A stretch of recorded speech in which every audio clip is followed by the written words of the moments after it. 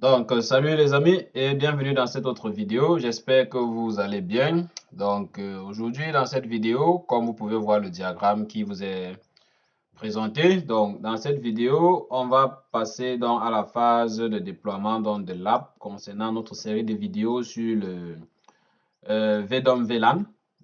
Aujourd'hui, dans cette activité-ci là, du moins dans cette vidéo, on va commencer avec les labs sur la partie VLAN. Dans la précédente vidéo, on avait présenté un ensemble d'informations concernant la technologie VDOM. Donc, on avait profité pour voir quelques concepts clés, qu'est-ce que le VLAN, les cas d'utilisation concrets de VDOM, donc les VDOM notamment. Donc, on avait parlé des caractéristiques principales des VDOM, ainsi que les prérequis pour pouvoir déployer le VDOM dans votre infrastructure. Donc, on avait vu, comme on dit, il y a comme des similitudes entre la technologie VDOM et la technologie VLAN. Donc, très souvent, quand on parle de VDOM ou de VLAN, on voit beaucoup plus la segmentation des réseaux. Donc, des fois, on va croire que, enfin, pas croire, mais des fois, il est important de savoir quelles sont en fait les limites de chacune des deux technologies et dans quel cas est-ce qu'il est préférable d'utiliser les VDOM et dans quel autre cas on doit utiliser les VLAN. Donc, on avait fait ce premier tableau comparatif où on a montré voilà, les différents objectifs. Et donc, dans cette vidéo-là, il a été également question de passer aux activités, mais ces activités étaient notamment liées au VDOM. Et donc, moi, dans ma réflexion, je me suis dit, OK, si on doit faire une vidéo sur des VDOM, bon, c'est vrai, dans la chaîne, on n'avait pas encore fait des vidéos sur les VLAN. Donc, il serait peut-être préférable de faire, par exemple, commencer déjà par élaborer deux labs sur les VLAN. Comme ça, à la suite, on va pouvoir implémenter les VDOM et en implémentant dans les VDOM, on comprendra bien ou bien on comprendra mieux les limites que les VLAN ont par rapport aux VDOM. C'est la raison pour laquelle dans cette série-ci, j'ai tenu d'ajouter dans ces deux labs. Donc, on a le lab 1 et le lab 2. Donc, dans le lab 1, comme son nom l'indique, ce sera la mise en place des VLAN. Donc, on va revenir sur le schéma introductif de tout à l'heure. Et puis, on va présenter comment le diagramme a été monté, la raison pour laquelle le diagramme a été monté. On va voir la configuration des switches, création des VLAN, attribution des IP ainsi que le DHCP, configuration de l'adressage IP, test de fonctionnement sur les postes de travail. Bon, comme vous avez vu sur le schéma, on reviendra sur le schéma. Ensuite, on verra comment monter, faire le routage et configuration inter-VLAN pour communiquer, pour permettre la communication entre les différents VLAN. Donc, ça va parler des règles de pare-feu, maintenant inter-VLAN. Et par la suite, on fera également des tests pour confirmer le tout. Ensuite, dans la partie 2, qui est le lap 2 ici, comme j'ai dit, sécurité et optimisation du trafic. Donc, comme on parle de VLAN, on voit beaucoup plus l'optimisation, du moins la segmentation du réseau, afin de s'assurer que, OK, il n'y a pas de communication inter-VLAN, il n'y a pas de communication entre les sous-réseaux ou bien les départements, sans que ce ne soit des communications qui sont voulues. Et aussi, on voit quand on parle de VLAN, on voit la segmentation de réseau, on comprend que OK, ça facilite la gestion, on sait à peu près s'il y a un problème sur un sous-réseau, on connaît à peu près quel est l'impact ou bien le périmètre dans lequel le souci, on connaît à peu près quel est le périmètre qui est impacté par ce souci-là. Et donc, ça permet par exemple de troubleshooter très vite dans ce sous-réseau-là afin de trouver une solution. Mais le plus important est de comprendre si vous faites vos VLAN et que vous n'optimisez pas, par exemple, la sécurité du trafic en optant, par exemple, pour les méthodes d'inspection SSL et en configurant les règles de restriction d'accès et de trafic. Si vous ne faites pas, par exemple, l'optimisation de trafic ici, comme j'ai dit, c'est quoi? Par exemple, on va voir comment configurer la priorisation du trafic d'un VLAN. Ça veut dire que si vous avez configuré comme 4 VLAN, par exemple, il y a le VLAN de la VoIP, on va voir comment configurer ou bien prioriser le trafic de la VoIP. On verra comment faire la gestion quality of service du trafic pour des VLAN. Donc, par exemple, on va voir OK, quelle est la bande passante qu'on peut attribuer à un réseau ou bien à un VLAN. Quand les utilisateurs sont dans ce VLAN-là, est-ce qu'on attribue une bande passante comme à l'ensemble des utilisateurs de ce groupe-là, de ce VLAN-là? Ou alors, on attribue une bande passante spécifique par adresse IP de ce VLAN-là. Donc, on verra tout ça dans la gestion QoS. On verra donc également comment établir la configuration entre les VLAN et les SD-WAN. Donc, on avait vu une vidéo sur les SD-WAN. On verra comment associer, par exemple, donner la possibilité, par exemple, de configurer un VLAN et l'associer, par exemple, à un fournisseur d'accès Internet. Supposons, par exemple, que sur votre FortiGate, il y a, par exemple, comme 2 fournisseurs d'accès Internet qui entrent et que vous avez configuré comme 4 VLAN. On verra donc comment, par exemple, vous pouvez décider que, OK, le VLAN 1 et le VLAN 2 vont recevoir l'accès à Internet via le fournisseur d'accès Internet 1, tandis que le VLAN 3 et 4 auront leur accès Internet via le fournisseur d'accès Internet 2. On verra comment faire ça, ainsi que la création des règles de stratégie SD-WAN pour optimiser, parce que notez, comme j'ai dit, une chose est de pouvoir créer des VLAN afin de segmenter le réseau. Une autre chose est de configurer la sécurité et l'optimisation du trafic pour l'ensemble de votre pare-feu. Parce que je connais des environnements où les gens ont implémenté le VLAN, mais au lieu de faciliter la gestion au quotidien, ça a plutôt comme apporté des goulots d'étranglement ou bien des problèmes de sécurité, mauvaise configuration, la difficulté pour les utilisateurs à travailler. Tout ça parce que la sécurité et l'optimisation du trafic n'a pas été implémentée à la base. Donc, on va voir un peu comment implémenter tout ça dans cette vidéo-ci. En fait, l'objectif dans ces deux labs-ci, c'est vraiment de voir tout ce qu'on est capable de faire avec les VLAN. Comme ça, lorsqu'on va arriver sur les labs 3, 4, 5 et 6, on pourra donc voir quelles sont les limites que le VLAN, quelles sont les limites de VLAN et quelles sont les solutions qui sont apportées donc par les VDOM. C'est la raison pour laquelle on a commencé la vidéo probablement par introduire la notion de VDOM. Mais dans cette phase pratique, si on va commencer par faire les labs d'abord sur les VLAN avant de venir sur les VDOM. Donc, sans plus tarder, mon schéma donc pour les VLAN, le voici. Donc ici, j'aurai donc mon FortiGate. J'ai 3 ports sur lesquels le trafic va s'opérer sur mon FortiGate. Le port 1 va sur Internet. Le port 2, il va sur un premier switch sur lequel on va implémenter donc 2 VLAN. Donc sur ce switch-là, on va implémenter 2 VLAN. VLAN 10 pour les employés et VLAN 20 pour les visiteurs. Et donc, sur le switch, il y a les interfaces dans ETH 0/1 jusqu'à 0/3 qui vont être donc affectées donc au VLAN 10, tandis que sur le VLAN 20, ce sera les interfaces ETH 1/1 jusqu'à 1/3 qui seront allouées donc au VLAN 20. De l'autre côté, donc, on viendra sur le port 3 ici où on va implémenter, donc, il y aura une connectivité entre le port 3 de FortiGate et le second switch.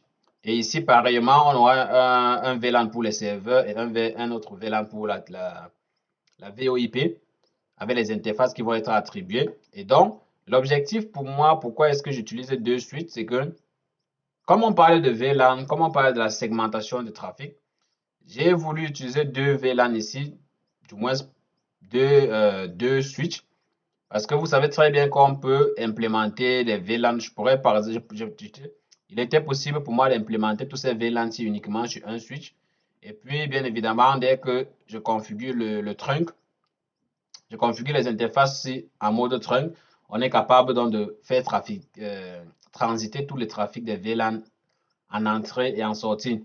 Dans l'implémentation, l'idée pour moi de mettre dans 2 switches, c'était vraiment de montrer que, comme on parle de segmentation, que ce soit VDOM ou VLAN, il faut tenir compte que dans votre infrastructure, le plus important, c'est de s'assurer que les réseaux ou bien les sous-réseaux les plus importants, ou bien pas forcément les plus importants, les sous-réseaux sont segmentés au maximum. Et la segmentation, si vous êtes capable de le faire même au niveau physique, alors faites-le.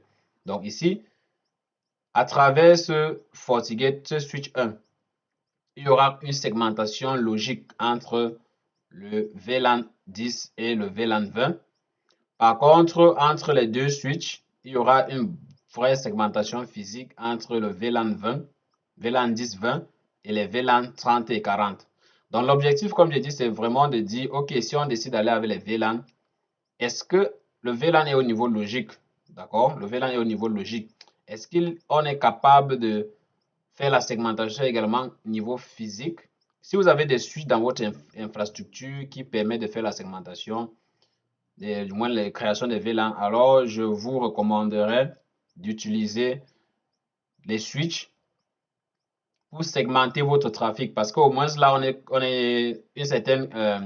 a comme une certaine sécurité, on va dire comme ça, une certaine sécurité qui fait en sorte que si au moins si un des switches tombe en panne, on est sûr par exemple que okay, deux VLAN vont être indisponibles tandis que les deux autres sont disponibles. Au moins, c'est pas tout le réseau qui est down. J'ai dit idéalement d'utiliser les switches parce qu'en fait, ça dépend en fait de votre budget et des ressources que vous disposez. Parce que idéalement, en dehors du fait de faire la segmentation physique, il est souhaitable de faire la haute disponibilité. Ça veut dire que vous pouvez prendre un même switch, vous configurez tous vos 4 VLAN sur le switch. Maintenant, vous mettez ce switch-là en haute disponibilité avec l'autre switch. Comme ça, vous êtes sûr qu'au cas où les données sont reparties partagées entre les deux switches, au cas où un switch tombe en panne, voilà, toutes les données sont de l'autre côté et vice-versa. Ça, c'est la meilleure option. Mais comme on le sait, chacun a ses réalités, chacun a les réalités de son infrastructure, chacun a la réalité de son environnement.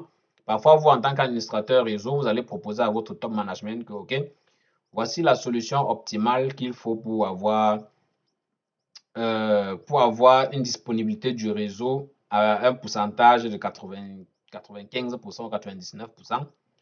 Cela implique avoir des switches de haut niveau avec voilà, au moins 2 switches de haut niveau qu'on va faire la haute disponibilité. Vous expliquez tous les concepts possibles. Mais parfois, le management, le top management va vous dire, OK, ben, ce que tu expliques, c'est bien beau, mais nous, on n'a pas assez de budget pour acheter toutes ces ressources-là. Est-ce qu'il n'y a pas des options moins économiques? Et voilà, même si le temps de disponibilité n'est pas le temps de disponibilité de l'infrastructure n'est pas forcément de 99% ou 98%, que ça soit quand même quelque chose d'acceptable. À ce niveau-là, en fonction du budget que vous avez, vous pouvez donc, par exemple, décider d'acheter dans des switches individuels sur lesquels vous allez implémenter, par exemple, dans les VLAN comme on l'a fait ici. Et au moins, vous garantissez juste que, OK, au cas où il y a un crash sur le réseau, tout le système n'est pas au sol. Voilà. Tout le système n'est pas à terre.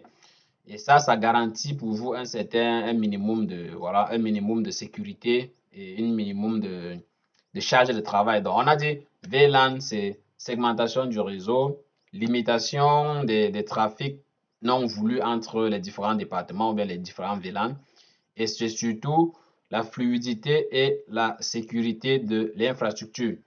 Donc, j'essaie de prendre 2 ou 3 minutes pour expliquer ces concepts de mise en place de l'architecture physique parce que s'il est certain que faire des configurations, c'est être en mesure de configurer les switches, les routeurs, les pare-feux, c'est bien beau, mais croyez-moi, faire l'architecture de votre réseau, penser l'architecture de votre réseau avant de l'implémenter, ça c'est l'un des éléments les plus importants parce que, croyez-moi, en termes d'évolutivité de votre infrastructure, croyez-moi, si l'architecture de base n'a pas été bien pensée, d'ici 3 ou 4 ans, vous allez vous retrouver, si jamais il faut upgrader l'infrastructure, vous allez vous retrouver comme étant obligé de faire certaines choses à nouveau.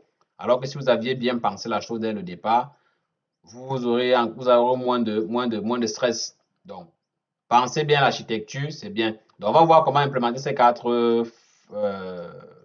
VLAN. On va se connecter et faire la communication inter-VLAN au niveau de chaque switch. Et ensuite, on va voir comment implémenter la connexion inter-VLAN entre des VLAN pour les VLAN qui sont derrière des switches différents.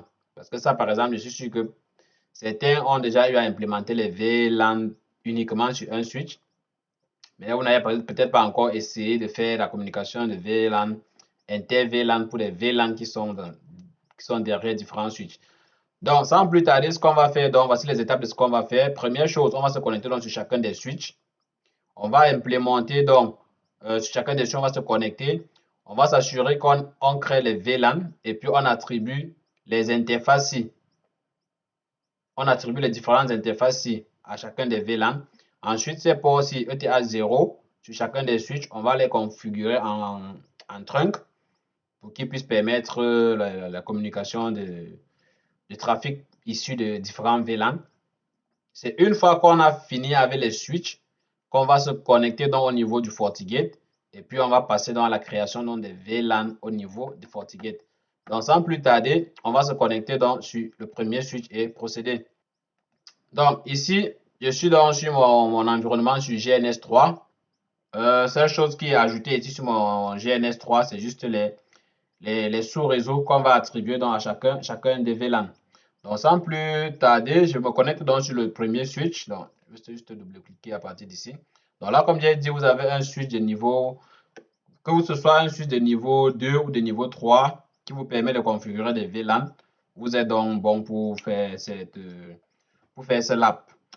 Donc là, je vais faire donc show VLAN. Donc je vais d'abord ça show VLAN. OK. Donc VLAN par défaut ainsi que les numéros de port. Donc ici, comme j'ai expliqué, le ET00, c'est celui qui va être configuré ici là en mode trunk plus tard. Donc pour l'instant, ce qu'on va faire, c'est attribuer, se connecter donc et attribuer les ports aux différents VLAN. Donc notez que ici sur les, donc ici, je vais entrer dans le mode config terminal. Donc en mode config terminal, tout ce que j'ai à faire dans c'est quoi? VLAN 10 name, donc pour le nom. Donc ça, je suppose, c'est des choses que vous connaissez déjà. Donc dans un nom VLAN. Ensuite, je fais exit pour sortir du mode le mode VLAN. Donc ce que je fais ensuite donc, ici, c'est que je prends interface range. Donc interface range, ça c'est pour prendre une plage d'adresse, une plage d'interface, pardon. Donc, je vais prendre dans interface range 0/1. Donc, vous voyez, je ne prends pas l'interface 0,0 vu que lui sera en mode trunk. Donc, je prends de 0/1 à 0/3. Donc, je fais dans 0/1-3. Donc, ça prend de 1 à 3. Ensuite, je vais prendre dans ici, je fais switch port mode, en mode accès. Voilà. Ensuite, switch port access VLAN 10. Voilà. Donc, j'en ai terminé avec ceci. Je fais pareil avec le VLAN 20. Voilà. VLAN 20 name visitors. Voilà. Et puis, je sors du mode. Maintenant, je fais interface range. Ethernet. Donc là, on va de Ethernet 1/1. Voilà. À 1/3. Donc je vais de 1 à 3. OK. Switch port mode access. Switch port access VLAN 20. Voilà. Donc là, je fais exit. Voilà, j'ai configuré dans les deux, j'ai créé dans les deux VLAN sur le switch et j'ai assigné les interfaces correspondantes. Donc maintenant, ce qui me reste à faire, c'est prendre l'interface Ethernet 0/0. Voilà, c'est celui qui va être en mode trunk. Interface 0/0. Et puis, je fais switch mode trunk encapsulation.1q. Voilà. Voilà. Et je fais switch mode, switch port mode trunk. Voilà. Et puis, je peux faire exit. Et puis, la commande pour écrire la configuration sur le switch. Donc, ça, je peux faire par exemple do write. OK. OK, j'écris la configuration sur le switch. Donc maintenant, je vais sortir du mode de configuration. Et puis, je vais essayer de faire dans show VLAN. Show VLAN. Voilà, donc juste pour vérifier que tout est correct. Donc ici en haut, on a le VLAN 1, VLAN 10 et 20. Tout ce que je veux savoir, c'est VLAN, le VLAN 10, oui, le VLAN des employés. Donc voilà les trois ports qui sont assignés. Le VLAN 20, voilà les trois ports qui sont également assignés. Voilà, donc pour moi, tout est correct jusqu'à présent. Et vous pouvez remarquer ici en haut, sur les VLAN, le VLAN 1, vous allez remarquer qu'il y a le port ETA00 qui est manquant ici, parce que lui, il est en mode trunk. Donc, ce que je vais donc faire à partir d'ici, c'est quoi?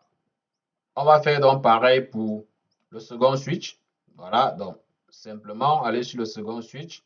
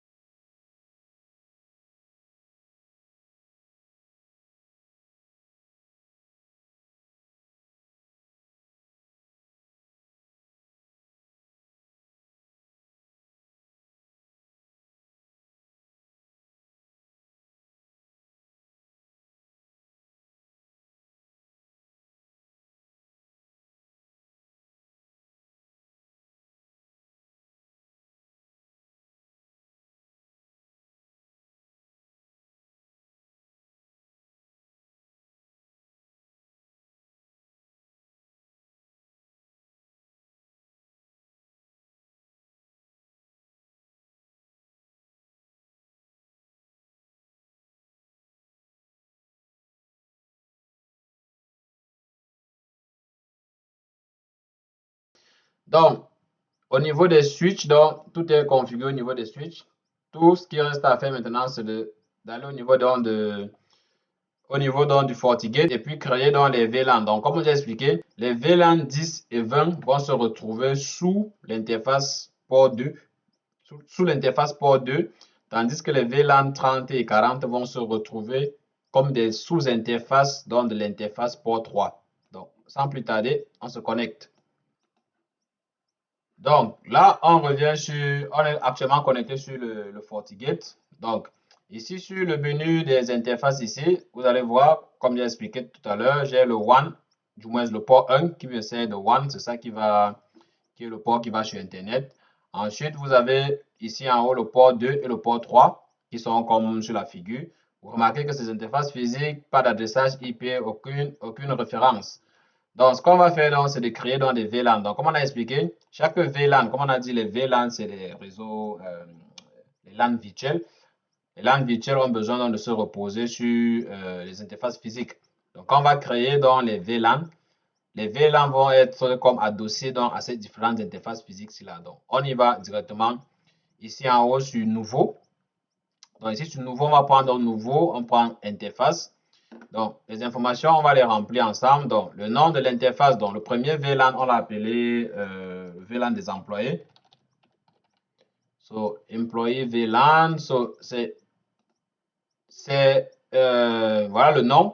Vous pouvez donner un alias ici, là, comme pour définir, si vous voulez préciser, comme une description ou bien quelque chose qui vous permet d'identifier, qui donne plus d'indications, par exemple, sur le nom du VLAN que vous avez mis en haut.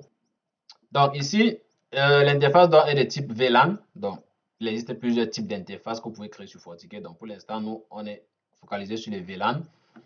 Donc, le protocole de VLAN, le voilà, le 802.1Q. C'est ça qu'on a appliqué tout à l'heure sur le switch. Donc, ici, l'interface physique sur laquelle le VLAN va être adossé, donc ce sera le port 1. Notre interface, donc, aura pour ID 10. Donc, ça, c'est l'identifiant du VLAN. Et donc, notre VLAN, le voilà. Donc, tout ce qui reste à faire, c'est donner une adresse IP 10.1/24. Ça sera l'adresse de cette interface-ci avec en même temps la passerelle par défaut pour le serveur DHCP qu'on va activer ici en bas. Donc, je donne les IP à partir de 100. Donc, le reste est changé. Si pour des raisons de votre infrastructure, vous avez besoin de changer, par exemple, quelle va être la passerelle par défaut, parce que quand on met le serveur DHCP, vous pouvez essayer de spécifier, par exemple, la passerelle par défaut et de mettre une autre adresse. Ça dépend de vous. Pareil ici pour le DNS. Ainsi pour la durée du bail. Donc, la durée du bail ici, c'est après combien de temps est-ce que les postes seront appelés à renégocier les informations d'adressage IP, ainsi de suite. Dans Avancer ici, c'est le menu qui vous permet, comme son nom l'indique, de configurer d'autres informations. Options avancées telles que les serveurs de temps, donc le NTP serveur, si vous avez des connecteurs, les contrôleurs Wi-Fi, le Wi-Fi et tout ça, ainsi que tout ce qui concerne les fuseaux horaires. Et ici aussi la possibilité, par exemple, de faire ce qu'on appelle, ouais, c'est ici en bas, la réservation d'adresses IP. Par exemple, si vous êtes dans votre infrastructure et que vous créez, par exemple, des adresses, vous créez une plage de DHCP, mais que vous avez des équipements sous ce VLAN-là qui auront des adresses IP fixes. Supposons par exemple un VLAN pour les imprimantes ou bien pas, un VLAN dans lequel il y aura des imprimantes, bien tout équipement qui nécessite une adresse IP fixe. À ce moment-là, donc vous êtes obligé, en fait, les bonnes recommandations, c'est de revenir dans cette phase-ci là et puis faire une réservation d'adresse IP. Donc ça fait partie de beaucoup d'autres choses qui concernent le DHCP, donc on ne va pas entrer en détail. Donc pour l'instant, l'option avancée ne nous intéresse pas. Donc, le reste inchangé, vous vous assurez toujours que ce menu-ci là, du moins que l'interface que vous êtes en train de créer est activée parce que vous pouvez créer et la désactiver ou toute autre chose. Donc là, nous, tout est complet. On a le nom ainsi que les informations minimales dont on a besoin. Donc, moi, c'est correct. J'ai fait OK. Donc là, comme on a expliqué, les interfaces virtuelles dans les VLAN vont être adossées aux interfaces physiques. Ça veut dire que sur le menu interface ici, lorsque vous arrivez, vous n'allez pas voir par exemple les VLAN.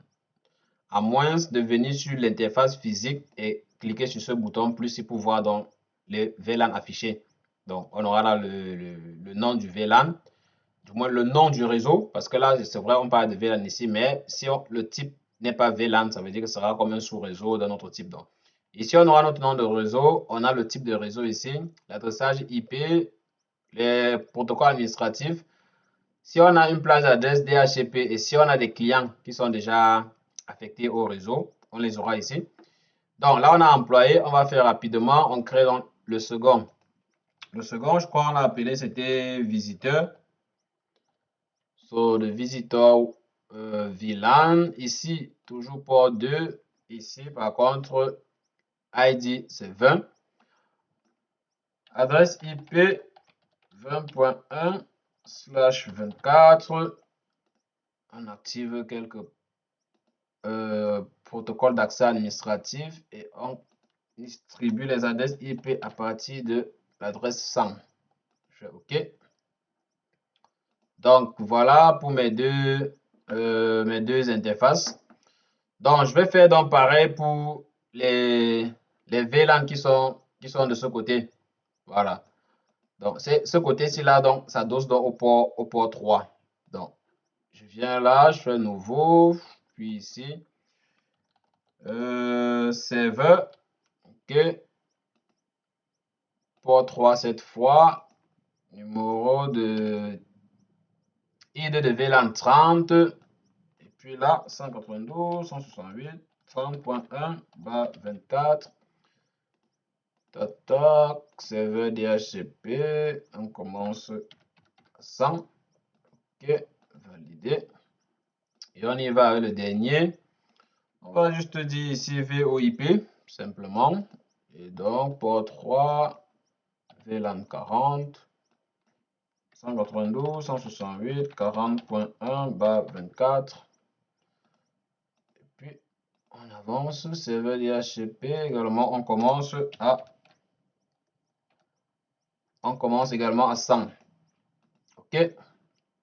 Donc, si je déroule mes deux interfaces physiques, voilà, je peux voir donc mes différents VLAN, les protocoles activés, les plages de DHCP qui sont activées. Et maintenant, il manque donc actuellement les clients.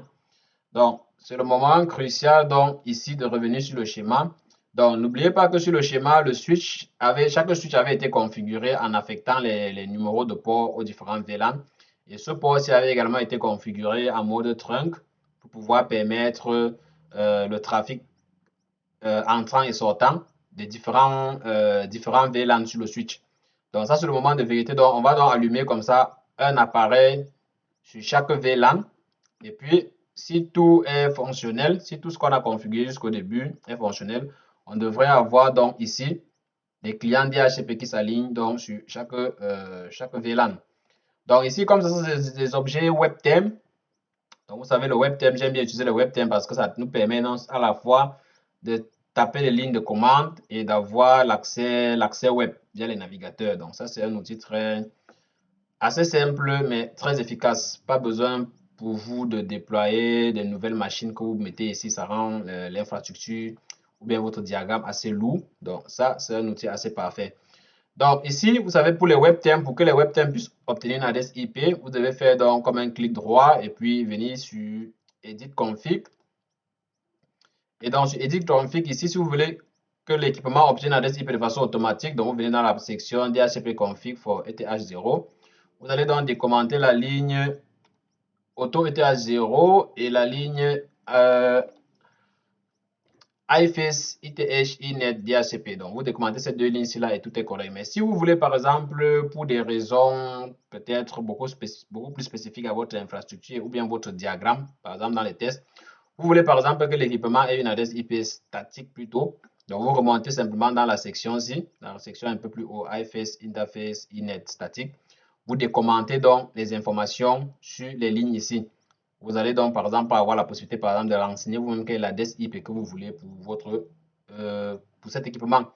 Donc là, j'ai décommenté, je fais appliquer et puis tout ce qui reste à faire, c'est start. Donc, je vais faire pareil pour chacun des équipements, du moins pour, comme j'ai dit, un équipement pour chaque VLAN.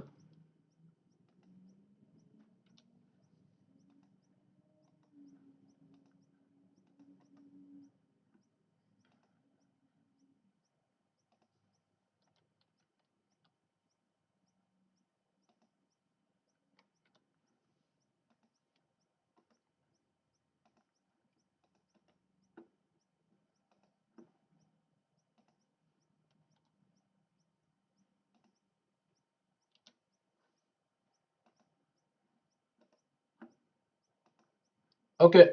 Donc, normalement, comme je dis, c'est un outil assez efficace et il ne prend pas assez de temps pour démarrer ou bien pour être effectif. Donc, en moyenne, une trentaine de secondes, ça suffit pour, enfin, sont largement suffisants pour déployer le tout. Donc là, je vais revenir ici, j'essaie d'actualiser pour voir si j'ai déjà des clients DHCP. Donc, j'actualise. Et puis, je déroule de nouveau.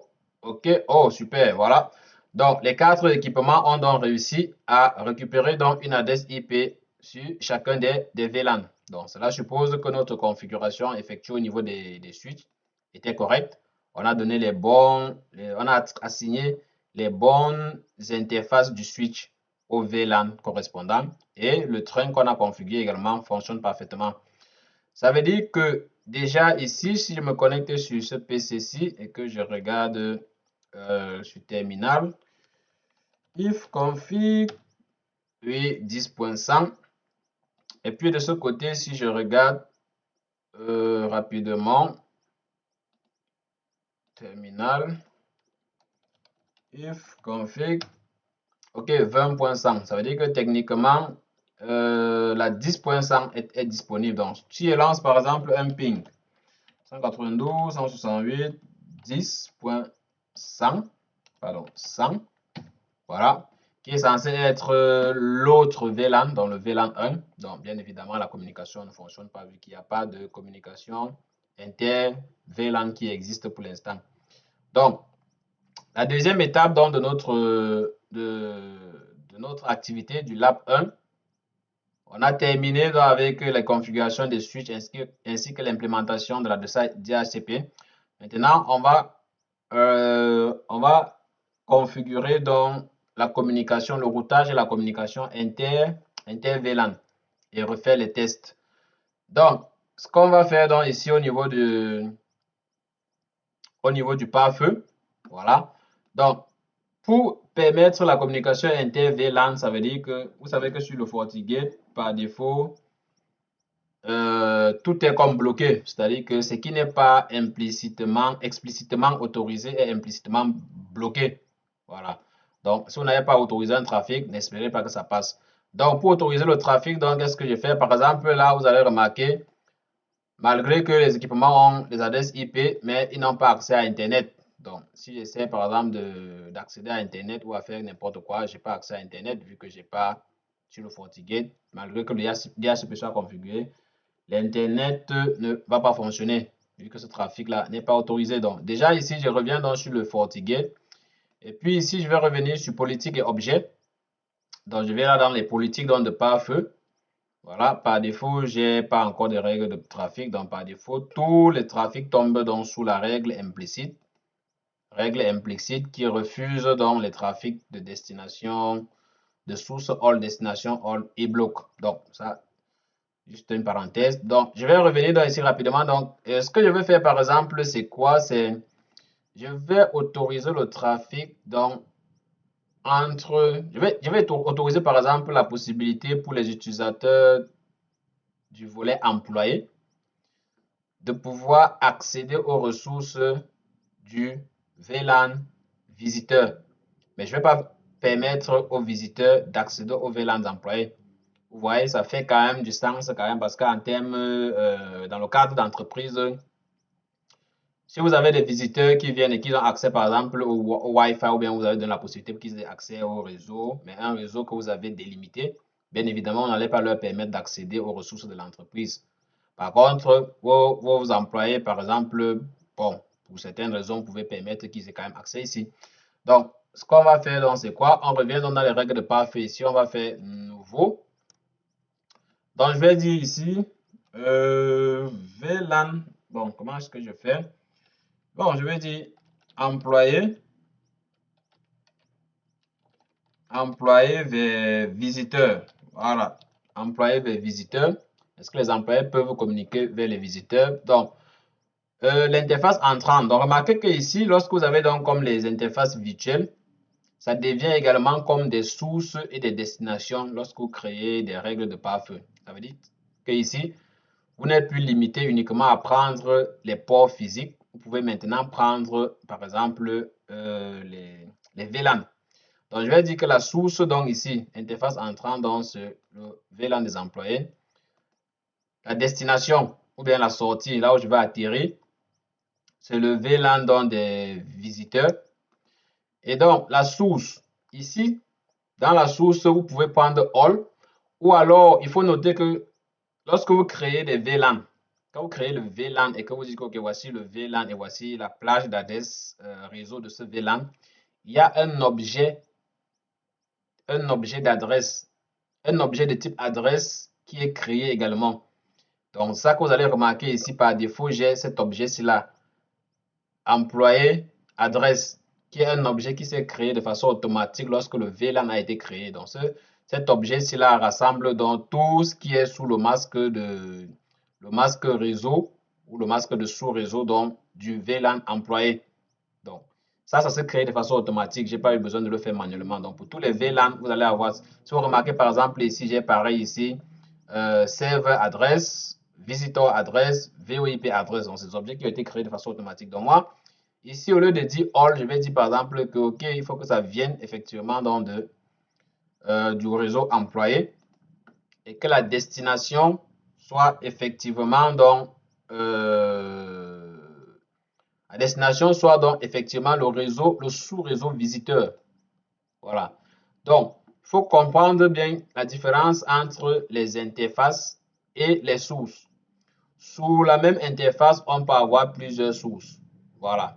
Donc, ça permet, quand vous prenez la source qui est beaucoup plus, quand vous prenez une source qui est beaucoup plus précise, voilà.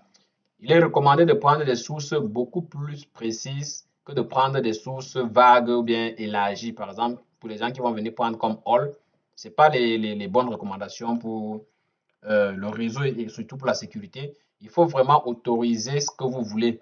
Donc, en tant qu'administrateur réseau, vous devez déjà vous imprégner de ces habitudes-là. Donc, vous assurez que vous autorisez uniquement le trafic qui est requis. Si vous voulez autoriser par exemple une adresse IP, un poste de travail avec une adresse IP précise, vous voulez que cette adresse IP-là soit capable d'aller sur Internet, ne créez pas une règle qui ouvre votre pare-feu à tous les postes. Créez une règle qui autorise ce poste-là exactement, ce poste-là avec cette adresse IP-là, à aller sur Internet. Ça, pour des raisons de sécurité, vaut mieux le faire ainsi. Donc, ici pour les services, par contre, bon, ici pour les services, également, il est recommandé de définir explicitement accès, donner explicitement accès aux services pour lesquels vous voulez que ce réseau-là ait accès. C'est vrai, le All est ici, c'est très facile de cliquer sur All, ça vous donne accès à tout et vous êtes tranquille. Mais idéalement, il est recommandé donc d'être beaucoup plus affiné. Si le service ou le protocole pour lequel vous définissez la règle de path n'est pas disponible ici, vous pouvez vous-même créer règle ici. Ça peut être un service, ça peut être un groupe de services, mais c'est des choses que vous pouvez créer. Donc ici, pour le cadre de la vidéo, on va partir donc avec All. Voilà. Je ne prêche pas par le bon exemple, vous allez dire, mais bon, vous avez compris le conseil. Donc, on va aller avec All. Et puis, là, techniquement, je n'ai pas grand-chose à filtrer ici. Donc, moi, toutes ces autres informations-là, je vais les garder ici. Peut-être je vais juste journaliser le trafic qui était autorisé. Donc, là, tout est correct. Je fais donc OK. Donc, techniquement, donc, cette règle-ci devrait me permettre, à partir donc, de ce post-ci là, de lancer du moins un ping pour arriver dans celui-ci. Mais le chemin inverse ne devrait pas être possible. Donc, ce qu'on va tester, je viens donc déjà ici sur PC1. Et puis, je vais dans le terminal. Je vais lancer donc, je vérifie toujours quelle est l'adresse IP. Je suis bien à 10.100. Donc, je vais essayer donc de pinguer 192, 168, 10, non, cette fois-ci 20.100. Voilà, qui est le VLAN 20. Voilà, je fais entrer. Et donc, là maintenant, vous voyez, je suis capable de passer, je suis capable donc de lancer un ping à partir du réseau employé vers ici. Cependant, à partir d'un poste du réseau visiteur, vous voyez le ping qu'on a laissé tout à l'heure. Jusqu'à présent, il ne passe toujours pas. D'accord? Donc, là, si je relance le ping vers le visiteur vers le VLAN employé, le ping ne fonctionne pas. Donc, ça, c'est bon. On est quand même sûr que notre communication fonctionne. Donc, vous avez compris que si vous voulez créer vous voulez autoriser la règle de path dans l'autre sens, il suffit simplement donc de venir ici. J'aime souvent que de créer une nouvelle règle. J'ai souvent une astuce qui me plaît souvent bien ici, que FortiGate a autorisé. C'est la possibilité ici, quand vous faites clic droit, on vous donne souvent, dépendamment du pare-feu, voilà, ça aussi, ça s'applique au pare-feu, au modèle de pare-feu. On vous donne par exemple souvent la possibilité ici de créer une règle de pare-feu inverse. C'est-à-dire que dépendamment de, bon là je suis sur un FortiGate inférieur à la version 7.2, donc sur les 7.2 et ultérieurs, on vous donne souvent la possibilité ici de créer la règle de path inverse. Ça veut dire que vous n'avez pas besoin d'entrer en détail dans les règles qui ont été définies dans cette stratégie-ci. Tout ce que vous voulez, c'est créer une règle qui fait le chemin inverse. Donc, là, pas besoin de faire nouveau. Faites le clic droit, créer une nouvelle règle qui fait chemin inverse. Ça vous crée la nouvelle règle. Et puis, à la perte de source, vous avez destination. Et puis, tout est simple comme ça et c'est plus facile. Donc, là, comme j'ai expliqué, on va rester dans le cadre de cette communication comme ça. Bon, maintenant, question. Si, ici, par exemple, je vais par exemple ici je vais créer donc un autre VLAN qui permet par exemple la communication entre le VLAN 30 et le VLAN 40 et vice-versa. Voilà, donc ici, c'est les données d'entreprise. Donc, je vais permettre que la communication puisse s'effectuer.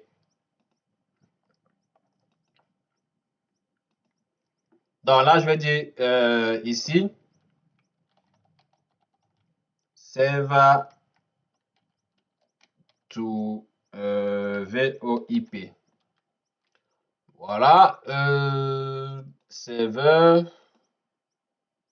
VoIP source, serveur adresse, destination, VoIP adresse, service, all. Donc là, c'est bon. Et puis je fais toutes les sessions, et puis je fais OK. Donc, et puis là, comme j'ai expliqué, je vais créer dans une quatrième règle. Je dis juste VoIP to server. VoIP to server, et puis j'ai dit réseau VoIP, destination, réseau serveur. Ici, VoIP adresse, destination.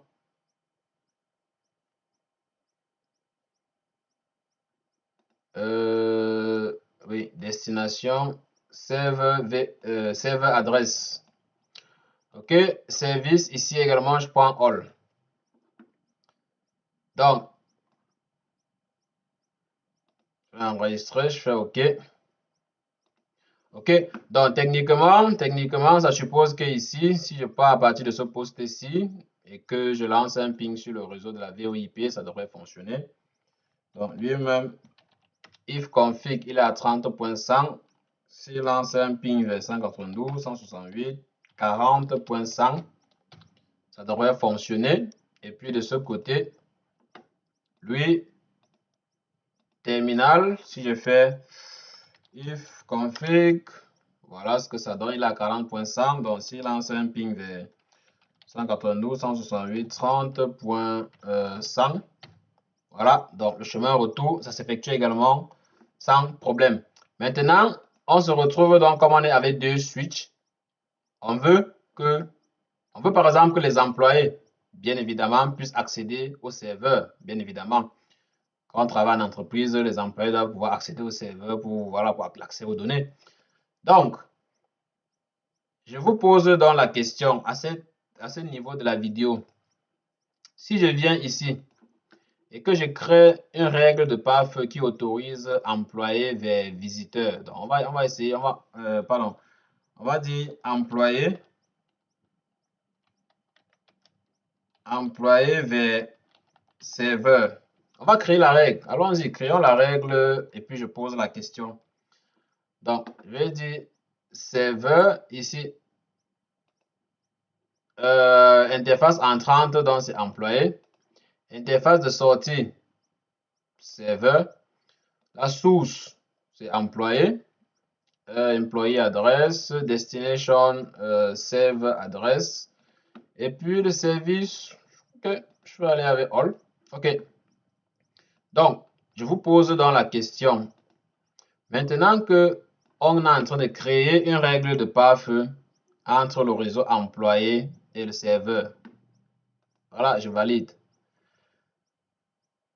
Ok, donc, communication entre employé et serveur, c'est créé. D'après vous, pour ceux qui ont regardé la vidéo depuis le début, est-ce que vous pensez que ce qui a été effectué est suffisant pour permettre au PC qui est dans le réseau employé de pouvoir communiquer avec le VLAN, le VLAN des serveurs? Quand vous serez arrivé à cette partie de la vidéo, je vous exhorte à prendre quelques secondes, vous mettez pause, vous prenez quelques secondes, vous analysez, vous me dites, enfin, vous prenez votre propre, vous faites votre propre réflexion, vous vous dites, est-ce que ça va passer ou ça ne va pas passer? C'est deux suites distinctes. Chaque switch a ses VLAN. Rappelez-vous très bien quelles sont les configurations qui ont été effectuées sur chacun des switches.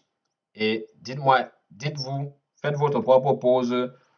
Vous vous dites, est-ce que ça va fonctionner? Ensuite, vous allez vous allez appuyer sur play donc pour la suite de la vidéo. Et on fait le test ensemble. Donc ici, je vais sur le PC du réseau employé ici. Je vais interrompre ce, voilà. Et puis, je relance dans un ping sur 30. 30 qui est censé être le PC5, si on veut. Donc, je lance dans un ping sur 30.100. Je fais entrer. Bien évidemment que ça passe. Pourquoi est-ce que ça passe alors que les configurations qui ont été effectuées au niveau de chacun des... afin que les VLAN appartiennent à deux switches distincts? C'est tout simplement parce qu'au niveau des switches, on avait configuré ces interfaces-là en mode trunk, mais on n'avait pas limité quels étaient les VLAN qui devaient pouvoir communiquer dessus. On n'avait pas limité quels sont les VLAN qui peuvent entrer ou sortir d'ici. Ça, j'étends déjà cette partie-ci là sur l'aspect sécurité de la chose. Donc, vous avez remarqué, on a mis ça en mode trunk de chaque côté. Mais on n'a pas dit, OK, on veut que tu sois en mode trunk, mais il faut laisser passer uniquement ces numéros de VLAN-ci. Ça veut dire que pour des raisons de sécurité, vous devez vous assurer qu'au niveau des switches, vous avez bloqué les transactions entre les VLAN. Du moins sur les switches, vous avez explicitement bloqué quels sont les VLAN que le switch peut laisser passer. Quelles sont les communications des VLAN que le switch peut laisser passer. Cette configuration-là peut se faire à deux niveaux. Ça veut dire que vous pouvez faire cela au niveau du switch, tout comme vous pouvez venir ici au niveau de votre pare-feu et créer une règle qui interdit explicitement ces trafics-là. Donc, vous créez ces règles qui bloquent ce trafic-là et vous les mettez donc en tête de liste de vos règles de pare-feu. Mais l'idéal serait de pouvoir bloquer ça au niveau du switch parce que les informations, pour que ça arrive au point final, ça passe par le pare-feu. Il peut y avoir des routeurs intermédiaires et le switch étant comme la dernière barrière pour accéder ici, ça veut dire que la sécurité doit être bien effectuée au niveau du switch. Donc, si on devait apporter la sécurisation dont je parle là, donc c'est-à-dire au niveau de chaque switch, on bloque et on autorise uniquement les VLAN qui sont derrière ce switch, ou bien qu'on autorise les VLAN uniquement lorsqu'on a fait le choix de les autoriser, c'est-à-dire que sur le switch 1, de base, on devrait autoriser uniquement les VLAN qui sont dessus. Et une fois qu'on a créé, on veut par exemple que la communication s'effectue avec les VLAN qui sont sur l'autre switch, on devrait venir explicitement sur le pare-feu, bien sur le switch, pour autoriser donc la traversée de ce VLAN-là. Donc, sur le switch, ce qu'on fait, c'est quoi? C'est vrai que ce n'est pas dans le cadre de cette vidéo, mais comme il s'agit du réseau aussi, donc on peut prendre quand même 30 secondes pour montrer cela. Donc ici, toujours en mode interface, interface qu'on a mis en mode trunk. Donc en mode d'édition de l'interface qui était en mode trunk. Donc lorsqu'on a dit switch port mode et qu'on a dit trunk, il y a la commande suivante qui dit switch port trunk allow VLAN. Et puis là, tu dis add. Donc, switch port trunk allow VLAN. Et puis là, tu dis add. Et c'est maintenant à partir d'ici que tu peux mettre donc quels sont les VLAN que tu autorises. Donc, par exemple, si je dis allow VLAN 10, 20, et puis je vais ajouter peut-être le 30, mais je n'ajoute pas le 40. Je dis par exemple, j'ajoute 30, et puis je fais entrer.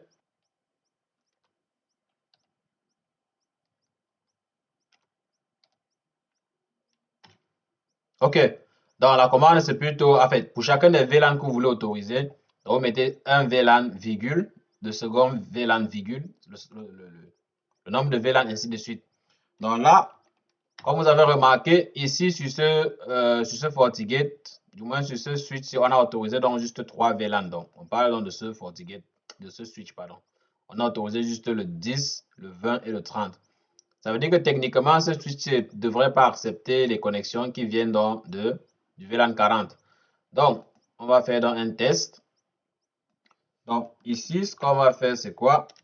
On va lancer dans un ping sur 192.168 10.100. On fait entrer. Donc là, on va remarquer que du VLAN 40 vers le VLAN 10, ça ne passe pas. D'accord? Du VLAN 40 vers le VLAN 10, on voit ça ne passe pas. Rien du tout. Donc, je peux interrompre. J'essaie par exemple de lancer le VLAN 20. Par exemple. Pareil, VLAN 20, ça ne passe pas parce qu'au niveau de ce switch, tout ce qui vient en provenance de 40 ne va pas traverser ici. D'accord? Ne va pas traverser ici. Par contre, lui, comme il est toujours voisin de VLAN 30, ils sont dans le même VLAN. Et ici, on n'a pas mis de blocus. Ça veut dire que si je Si je reviens ici et que j'essaie donc de lancer le ping plutôt sur la 30, voilà, sur la 30 ça passe parce que actuellement sur le VLAN 30 de ce côté-ci là, il n'y a pas de problème. Il n'y a pas de restriction qui a été effectuée. Pareillement, si je viens donc sur les 3 VLAN qui sont ici, du moins sur ces 2 VLAN-ci, si j'essaie de pinguer par exemple le VLAN 40, on va voir. Donc, je lance à partir d'ici. Et puis, je vais pinguer le VLAN, du moins c'est l'adresse IP 40.100. Donc, c'est pareil. Voilà. Donc, que ce soit en entrée ou en sortie, ce switch-là ne connaît pas le VLAN 40. Voilà. Par contre, si je refais la même chose, mais cette fois-ci là, sur le VLAN 30, donc là, j'interromps ça, et puis je lance sur le VLAN 30, je fais entrer, là, ça passe. Ce n'est que normal, la commande qui a été saisie sur le switch ici là, autorisait 10, 20, 30. Voilà. Donc ça, c'est vrai, ça fait pas partie de l'objectif. C'est pas trop l'élément central de notre présentation, mais comme je disais, idéalement, en tant qu'administrateur système et du moins administrateur réseau, et pour des raisons de sécurité dans votre infrastructure, de vous assurer que sur chacun de vos switches, vous permettez uniquement ce qui est autorisé et ce qui est connu par vous. Parce que tout ce que vous autorisez, vous devez savoir qu'est-ce que vous avez autorisé et ça doit être documenté. Donc, je pense que ça fait un peu le tour des tâches qu'on devait voir sur cette activité-ci. Voilà, tout est complété sur le lab 1. Donc, qu'est-ce qu'on peut faire d'autre? Bon, le problème ici, on n'a pas besoin d'Internet ici. Donc, vous savez très bien comment, si vous voulez activer l'Internet ici, il suffit de revenir. Donc, si on veut activer Internet, par exemple, il suffit donc de revenir sur les stratégies de pare-feu ici. Première chose, il faut créer ici là la route statique. Donc ici, on va créer une route statique qui dit par exemple, OK, toutes les connexions qui émanent du réseau local, que ça puisse passer par le port 1 pour aller sur Internet. Donc, on peut faire ça rapidement. Donc, je fais nouveau. Toute destination, interface de sortie, interface port 1. Voilà. Je fais OK. La route statique est créée. Et maintenant, je viens sur les politiques de pare-feu encore, ici. Et puis, je peux créer rapidement une politique de pare-feu. Je dis par exemple VLAN 10 vers Internet, par exemple. Donc, interface de sortie, c'est le réseau des employés. Enfin, interface d'entrée, réseau des employés. Interface de sortie, 1 ou port 1. La source, c'est le sous-réseau des employés. Destination, ici par exemple, je peux dire par exemple destination. Je dis par exemple all pour l'instant. Service également, je dis all. Voilà. Les filtrages et autres, on reverra ça dans le lab 2 pour tout ce qui concerne la sécurité. Donc ça, je laisse tout ça par défaut. Je fais juste appliquer ici. OK. Donc, je peux revenir donc rapidement ici sur mon schéma. Là, on y est. Puis, je vais sur lab 1. Donc, je vais essayer d'actualiser à partir d'ici. Donc là, maintenant, on voit Internet passe actuellement sur ce poste-là. Donc, voilà, notre règle donc, a fonctionné.